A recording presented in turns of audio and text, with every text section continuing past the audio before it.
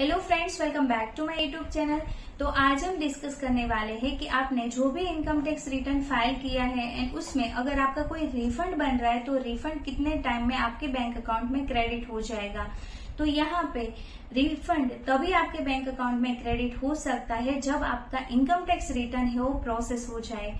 तो इस वीडियो में पूरा ही डिटेल में जानेंगे कि रिफंड है वो आपके बैंक अकाउंट में कितने दिन में क्रेडिट हो जाएगा एंड रिफंड के लिए मस्ट इम्पोर्टेंट है कि आपका इनकम टैक्स रिटर्न है वो प्रोसेस हो जाए। तो यहाँ पे इनकम टैक्स प्रोसेस करने के लिए टाइम लिमिट क्या है एज पर इनकम टैक्स, पूरा ही डिटेल में इस वीडियो में डिस्कस करेंगे। तो वीडियो को लास्ट तक जरूर देखिएगा और अगर आपको वीडियो इन्फॉर्मेटिव लगती है देन वीडियो को लाइक शेयर जरूर कर दीजिएगा जिससे हमें मोटिवेशन मिलता है। तो आइए चलो स्टार्ट करते हैं। तो यहाँ पे वेरी इंपॉर्टेंट है कि रिफंड क्रेडिट होने में आपका आईटीआर का प्रोसेस होना। तो ITR processing time limit as per income tax है कि आप जिस भी फाइनेंशियल ईयर में इनकम टैक्स रिटर्न फाइल करते हो वो फाइनेंशियल ईयर खत्म होने के बाद 9 मंथ का पीरियड दिया गया है। मतलब बहुत ही लंबा पीरियड दिया गया है इनकम टैक्स डिपार्टमेंट के पास है टू प्रोसेस योर आईटीआर। तो इसको एक एग्जाम्पल के साथ भी समझते हैं। अभी हम फाइनेंशियल ईयर 23-24 का रिटर्न फाइल कर रहे इन जुलाई 2024। तो यहाँ पे जुलाई 2024 फोल होता है फाइनेंशियल ईयर 24-25। 24-25 फाइनेंशियल ईयर खत्म होता है एज ऑन 31 मार्च 2025। तो ये 31 मार्च 2025 से लेकर 9 मंथ यानी कि दिसंबर 2025 तक का गवर्नमेंट के पास टाइम है टू प्रोसेस योर आईटीआर। मतलब यहाँ पे बहुत ही एक लंबा पीरियड ऑफ टाइम है गवर्नमेंट के पास टू प्रोसेस योर आईटीआर। ये तो बात हुई लीगल, बट अभी पास्ट डेटा के अकॉर्डिंग और इम्पोर्टेंट फैक्टर के अकॉर्डिंग हम ऐसा बता सकते हैं कि ये जो इम्पोर्टेंट फैक्टर है वो डिटरमाइन करता है कि कितना फास्ट आपका इनकम टैक्स रिटर्न जो है वो प्रोसेस हो जाए। जब भी आपका fast income tax return process होगा देन आपका इनकम टैक्स रिफंड भी जल्द से जल्द आपके बैंक अकाउंट में क्रेडिट होगा। तो यहाँ पे जो इम्पोर्टेंट फैक्टर है वो है आईटीआर फॉर्म टाइप। कौन सा आईटीआर फॉर्म टाइप फाइल किया है वो भी वेरी इंपॉर्टेंट बन जाता है क्योंकि आईटीआर 1 एंड 4 है वो जनरली बहुत ही short of period of time में प्रोसेस हो जाता है। ऐसा भी बनता है कि अगर आपने आईटीआर 1 एंड 4 फाइल किया है और उसमें कोई भी रिफंड नहीं बन रहा है तो बहुत ही जल्दी यानी कि 24 आवर्स में भी प्रोसेस हो जाता है। उसके कंपेयर में देखा जाए आईटीआर 2 एंड 3 यहाँ पे लॉन्ग पीरियड ऑफ टाइम लग जाता है as compare to ITR 1 and 4।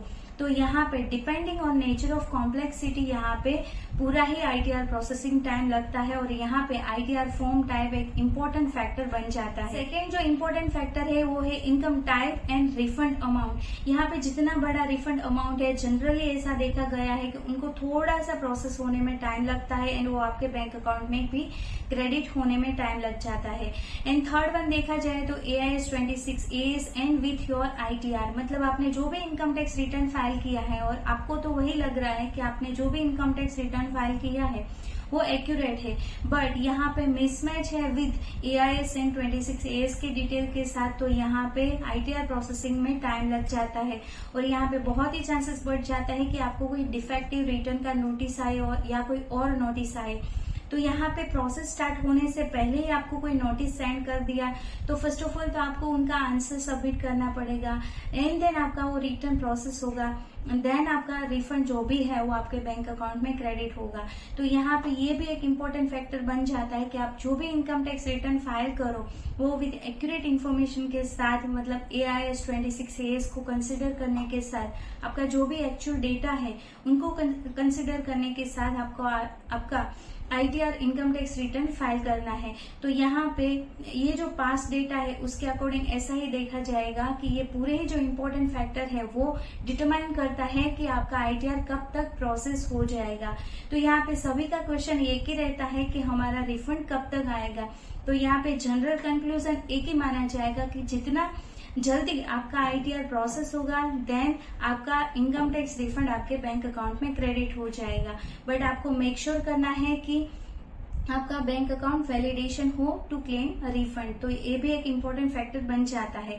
वैसे भी देखा जाए तो यहाँ पे कोई ऐसी फिक्स टाइम लिमिट नहीं बता सकते हैं कि इतने ही दिन में आपका आपका रिफंड आपके बैंक अकाउंट में क्रेडिट हो जाएगा। वैसे भी आप इनकम टैक्स डिपार्टमेंट में भी कॉल करते हो तो वहां से भी कोई ऐसी एक्यूरेट टाइमलाइन नहीं आपको बता सकते हैं कि इतने ही दिन में आपका बैंक अकाउंट में रिफंड आ जाएगा।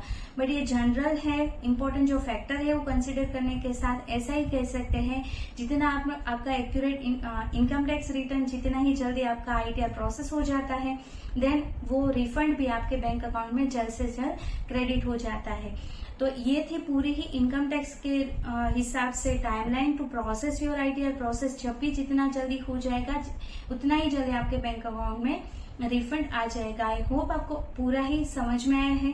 अगर कोई भी क्वेरी है देन जरूर आप मुझे कमेंट करके पूछ सकते हो। अभी मिलते हैं नेक्स्ट वीडियो में। Till then stay healthy, stay wealthy. Thank you for watching. Thank you.